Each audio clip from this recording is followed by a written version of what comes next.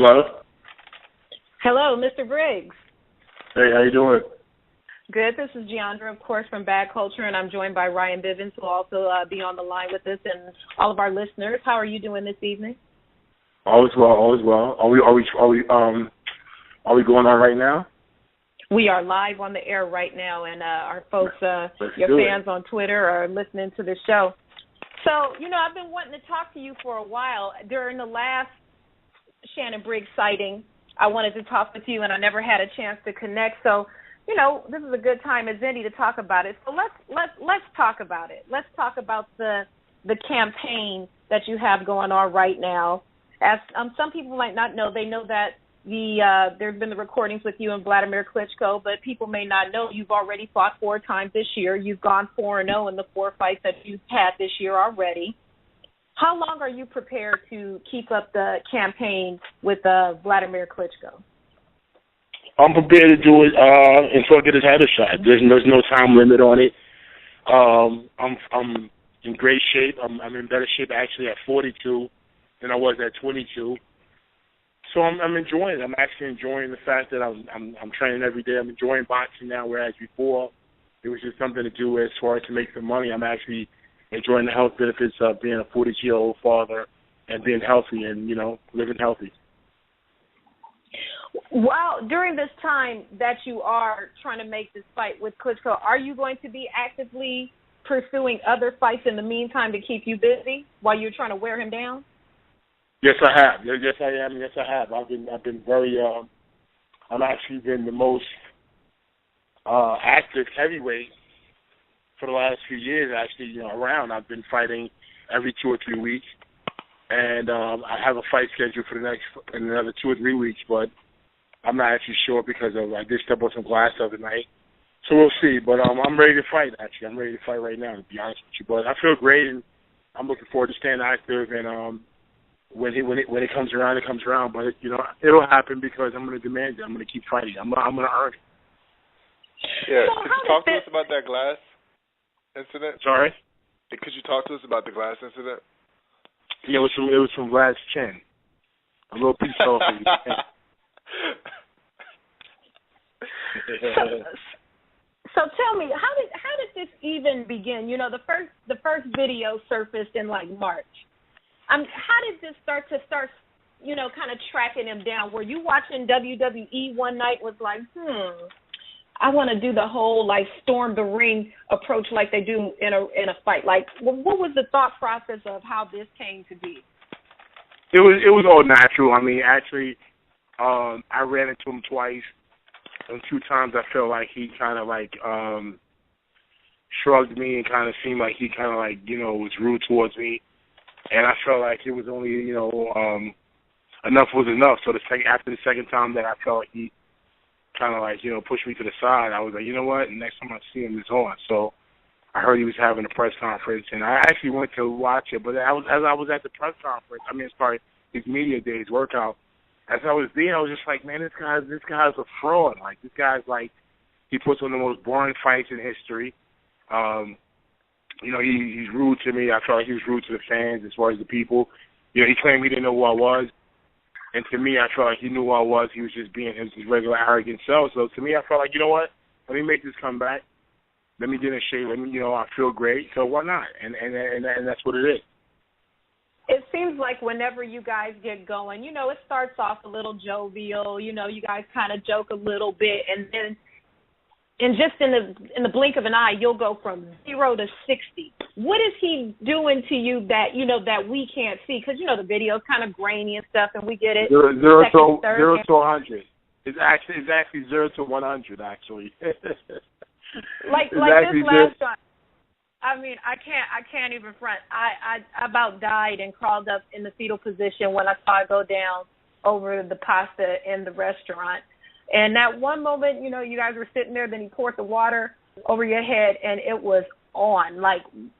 What is the switch that went on when he poured that water? Were you ready to kill him, or you just wanted to fight in that moment?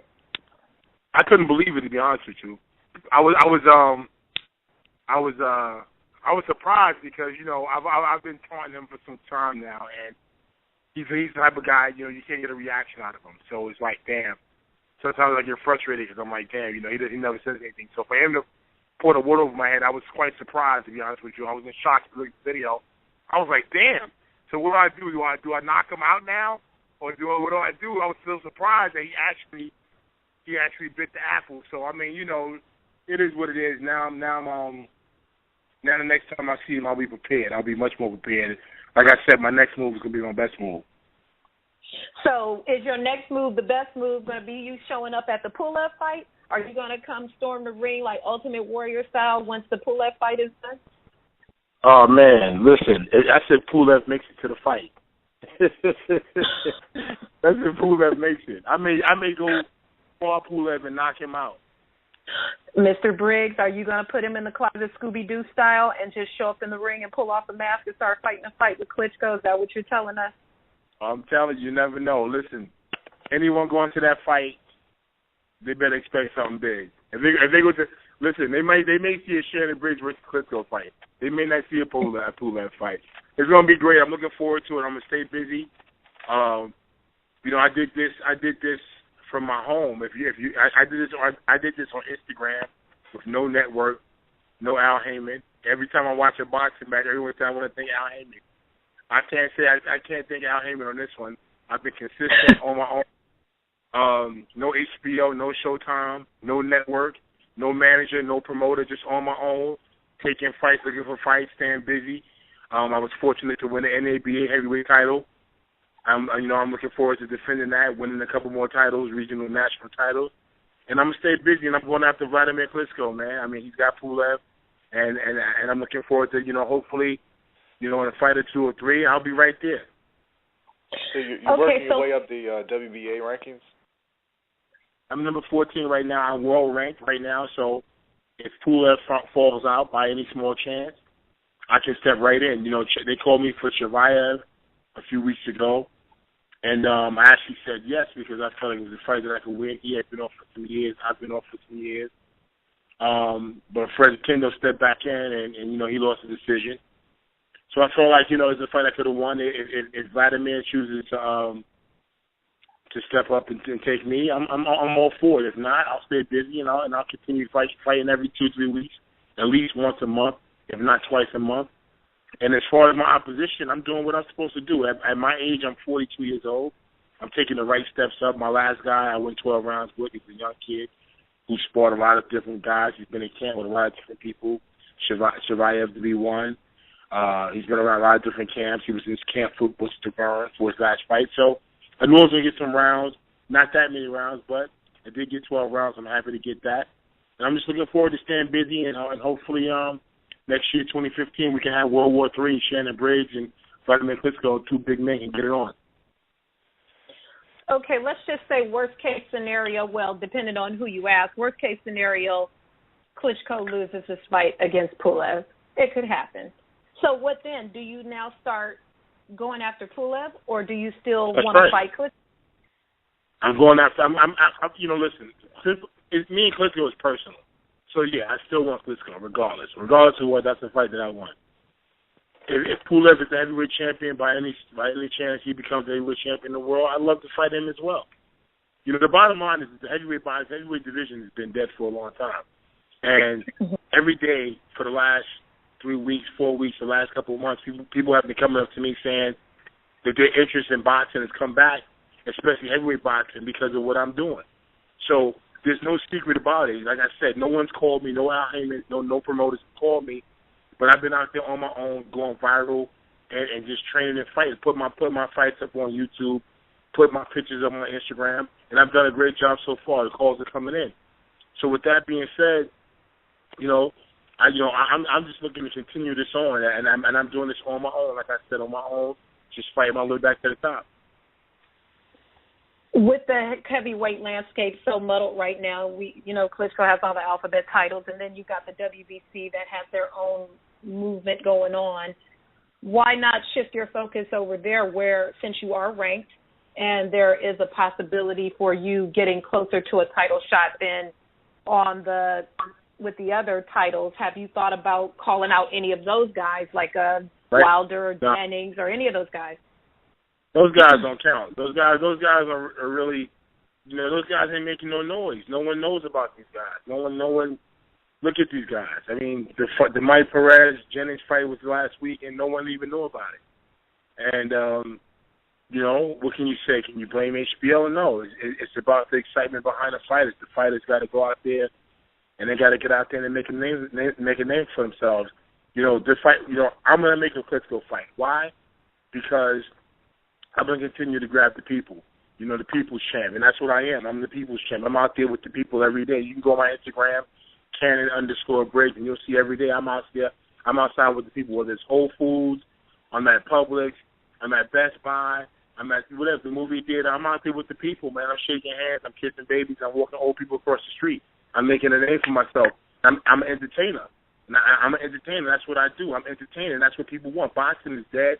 Heavyweight boxing is dead because the heavyweights should be demanding the sport. They're not out there. They're not out there making a name for themselves. And I want to say this: the fighters are leaving it in the hands of the promoters and the managers. I'm not leaving it into the hands of the promoters and the managers to make me successful or to make me heavyweight champion. I'm putting it in the hands of you, the people. You the people. That's who I'm putting in the hands of. The people right now are excited about heavyweight boxing because Shannon Briggs is out there every day trying to make something happen. I'm looking for Klitschko right now. I'll go to Austria. I heard he's in Austria. I'll go to Austria. I'll go to Pulev's camp and knock him out just to get the fight. I'll do whatever it takes to get the fight. Well, I don't doubt that. Looking at the last run as you have with Klitschko at the Leopold fight, I thought I've never seen anybody have to break up a fight between the guy he was fighting and the guy who showed up at the. I thought you were going to knock Leopold out. That's right. I was going to knock his little fat butt out. He ain't nothing but a little fat butterball. Yeah, well, the people's champ. So give us all your social media before we move on and also, into the show. Oh, go ahead. I'm sorry, and also for Big Mouth Lucas Brown over in Australia, always talking crap. You better be quiet, fat boy, all right? Because after I knock off Wladimir Klitschko, after I knock out Wladimir Klitschko, I'm going to knock off his manager. His trainer, Jonathan Banks. Because, it's just like Rocky, but this is real life, you know what I'm saying? But I'm going to knock off Jonathan Banks after I knock off his fighter. Okay, Shannon, I got to ask, you've been in the ring with some, Hall of Fame heavyweights, George Foreman, Lennox Lewis, Vitaly, he'll go to the Hall of Fame probably. So, where do you think Vlad matches up in comparison to them? Oh, he's definitely going to the Hall of Fame. He's a great fighter. He's a great fighter. I'm not taking him away from him. He's a solid, great fighter. He does everything right. As far as, he's not exciting to watch, but he's a great fighter. He's solid. He's been champion for how many years now? 5, 6, 7 years now, something like that. He's solid, Yeah, over 7. Yeah, he's solid, but the thing is, it's just that, he has me. I'm his Cinderella man. I'm the black Cinderella man in this situation because more important, the thing is, in this situation, I have passion. And the passion is what it's going to take to beat him. Corey Sanders had the passion. Lamont Brewster had the passion. Ross Purdy obviously had the passion. He beat him. It's going to take passion, and I have the passion. Why? Because I want revenge. I want revenge for what happened to me over in Germany when I fought his brother. I fought his brother with one arm. One arm for 12 rounds. People don't want to give me credit. They want to say this and that about Shannon Briggs, but I fought Vitaly Klitschko, one of the greatest heavyweight champions with knockout history. I fought him for 11 and a half rounds with one arm. People don't want to give me credit. But with all that being said, I don't want the credit. All I want is a shot at his brother. I want revenge. Okay, which arm was injured in that fight? The left arm, the left bicep, as well as the tendon. So let me back up and say this: when Vitaly fought Chris Bird in the 10th round, he injured his shoulder, and he quit. He said his arm hurt after it was 2 more rounds left. I fought him with 11 and a half rounds with one arm, and I didn't quit. So and I didn't get knocked down. What did that say? It speaks for itself. But it is what it is. I'm back. I feel great. I went through hell. For 4 years, I was off. I suffered mentally. I was in a bad place. Physically, I was in a bad place because I got really fat. I ballooned up to 357 pounds. I knocked all the weight down. Now I'm down to 48 pounds, 248 pounds. I feel great. And I'm just looking forward to, becoming heavyweight champion for the third time and bringing the belts back to America. That's my real goal, bringing the belts back to America. When I grew up, Mike Tyson was heavyweight champion. He's from Brownsville, Brooklyn. Then Riddick Bowe became heavyweight champion. He's from Brownsville, Brooklyn. I'm from Brownsville, Brooklyn. I'm used to the title being in Brownsville, Brooklyn. That's where it's from. That's where it's going back. Are you surprised that no other American has been able to capture any of the heavyweight titles since, you were last champion? No, not really, because big men don't want to get punched in the face, what I'm saying, really hard. I mean, who does? But, if you look at, like, football and basketball, big guys don't want to play, they don't want to get punched in the face. So, it's understandable. But at the same time, it's hurt the boxing game, but it is what it is. I'm back. That's why I'm back. I'm back because nobody else wanted the job. That's admirable. You got to step up for the younger generation that's not doing their job. They don't want it. And honestly, to be honest with you, like a lot of they don't understand what it takes because like I've been there, done that. I was trained by Georgie Benton in 1988, 1999. I was working with Georgie Benton as a kid. Georgie Benton as an amateur kid. So you have to understand, I have a lot of experience. I've been around this game. I knew Ray Arcel personally. So it's like I was around Eddie Futch. I met Eddie Futch quite a few times. So I have the experience. I'm a big man. I'm a fast man. I have the chin. I have the heart. I have the cojones, the nuts, the balls. I have what it takes. So people just can say what they want. But now I have the passion, which I didn't have before. I was young. I was making money. I had blonde dreadlocks. I had girls going crazy. I was a kid. I enjoyed my life. Now I'm an old, ugly man. I'm an older man. I'm ugly now. So now I can put all my dedication into becoming a hardened-faced boxer. And that's what I'm doing now, and I'm loving it. All right. Good luck, then. All right, ugly man. It's all that's subjective. Right, but, okay, so, before we wrap it up, I thank you very, very much for joining us tonight. I know it's late over there where you are. Where can everybody who's not following you on Twitter, where can they follow you on Twitter and Instagram and all that good stuff to keep up with you? Oh, I think I'm Shannon the Cannon Briggs on Twitter. I'm Cannon_Briggs on Instagram, and I think I'm Shannon the Cannon Briggs on Facebook, but I'm not really sure, man. But the people are gonna see me because I'm gonna stay active. I'm gonna stay fighting. I'm just gonna be here. And anytime you guys have room for guests on the show, I'm always here. I'm ready to talk, as you can see. Well, I'm going to call you. You need to jump in on a round table with us. But later on this evening, I'm going to go in the kitchen and make some dinner. Don't come swat my plates off the table, okay? That's right. You watch your food. Shannon Briggs is in town. Watch your food. All right. Thanks for calling in, Shannon. We'll catch up with you next time. Thank you for having me. I appreciate you guys. Have a good night. Thank you. Take care.